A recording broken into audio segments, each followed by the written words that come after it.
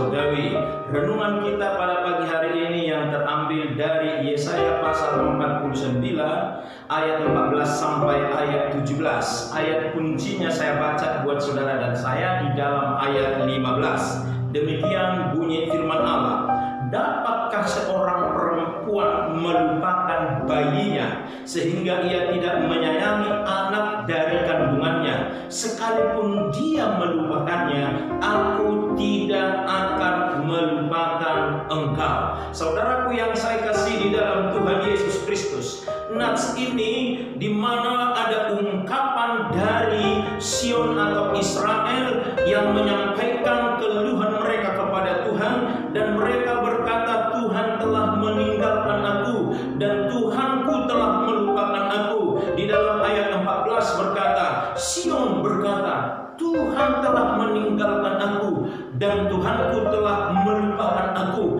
Ini disampaikan, ini dikeluhkan, disorakan kepada Tuhan bahwa Tuhan meninggalkan aku, Tuhan melupakan aku. Saat kami kesukaran, di mana Tuhan? Tuhan melupakan kami, Tuhan meninggalkan kami, Tuhan melupakan perjanjiannya, di mana waktu perjanjian sudah diikat dengan nenek moyang mereka, yaitu Abraham. Tapi ketika mengalami kesukaran, ketika mereka mengalami persoalan, seakan-akan Tuhan mereka rasakan telah meninggalkan mereka. Saudaraku yang saya kasih, hampir sama juga kadang sering kita keluhan kita seperti bangsa Israel. Ketika kita mengalami persoalan, mengalami pergumulan yang berat, seakan-akan kita akan sering berkata, Tuhan meninggalkanku, Tuhan tidak peduli kepadaku, Tuhan melupakan aku. Tapi ketika kita lihat di dalam ayat 15 terakhir ini, dia berkata, sekalipun dia melupakannya, aku tidak akan melupakan engkau. Saya angkat tema dari ayat kunci ini. Tuhan tidak akan pernah melupakan hidup orang percaya. Saudaraku yang saya kasih di dalam Tuhan, kalau saudara dan saya sudah menjadi orang percaya, kita harus tahu bahwa Tuhan tidak akan pernah melupakan hidup saudara dan saya. Ini yang menjadi tema bagi kita. Tuhan tidak akan pernah melupakan hidup orang percaya. Alasannya apa? Apa alasan Tuhan tidak akan pernah bisa melupakan hidup orang percaya? Yang pertama, kalau kita lihat di dalam ayat 15. Ayat 15 dia berkata, dapatkah seorang perempuan melupakan bayinya sehingga ia tidak menyayangi anak dari kandungannya? Sekalipun dia melupakannya, aku tidak akan melupakan engkau. Yesaya mengambil sebuah contoh hubungan orang percaya, hubungan Israel kepada Tuhan. Dia ambil salah satu contoh adalah seorang perempuan yang baru melahirkan bayinya, yang baru melahirkan anaknya, sehingga dia berkata, dapatkah seorang perempuan melupakan bayinya sehingga ia tidak menyayangi anak dari kandungannya? Sekalipun dia melupakannya, aku tidak akan melupakan engkau. Saudaraku, kasih yang paling kuat di bumi ini di dalam antara manusia adalah kasih atau hubungan antara seorang ibu dengan anaknya.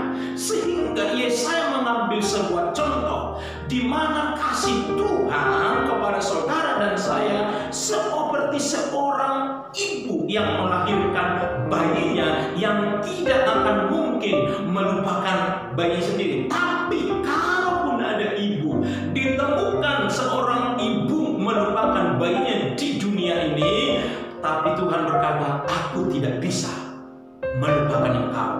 Artinya apa, saudaraku yang saya kasih di dalam Tuhan Yesus Kristus? Artinya bahwa Tuhan tidak akan pernah melupakan hidup orang percaya, karena hidup orang percaya telah terikat dengan janji pada Tuhan.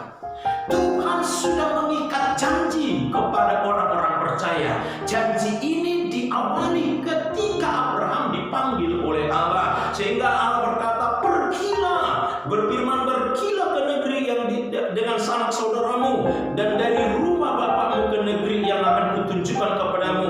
Dan bahkan janjinya dia berkata di dalam ayat 3 itu, aku akan memberkati engkau, ya, memberkati orang-orang yang memberkati engkau, dan mengutuk orang-orang yang mengutuk engkau, dan olehmu semua kaum di muka bumi akan mendapat berkat.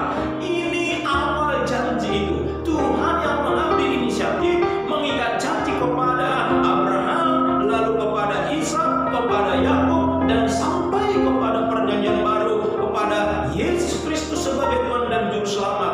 Kita telah diikat dengan janji kepada Tuhan, sehingga Tuhan berkata, aku tidak akan melupakan engkau.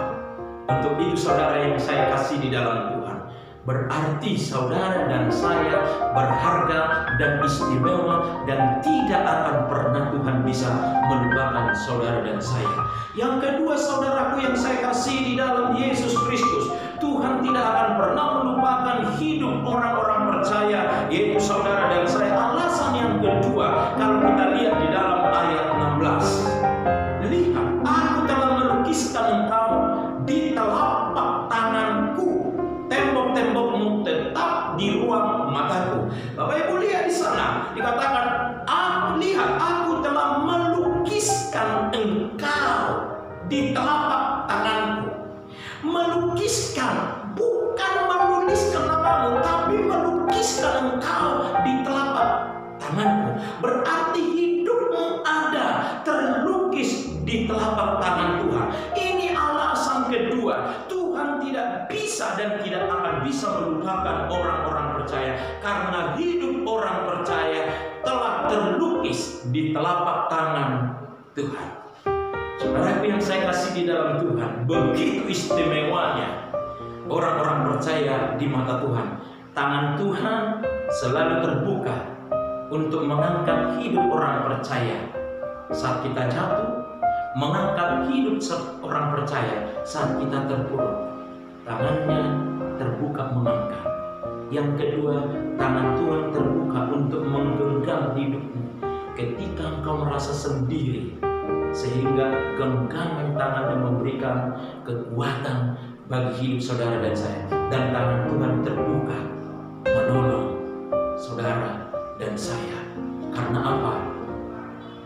Telah terlukis hidupmu di telapak tangan Tuhan. Setiap saat Ia melihat engkau, saat engkau senang, terlebih saat engkau dalam persoalan, pergumulan yang berat. Saudaraku yang saya kasih di dalam Tuhan, seharusnya orang percaya tidaklah harus berkata, Tuhan melupakan. Tuhan berkata, aku tidak akan bisa melupakan engkau. Karena yang pertama, karena hidup orang percaya telah terikat dengan janji kepada Tuhan. Hidup orang percaya telah terlukis di telapak tangan Tuhan.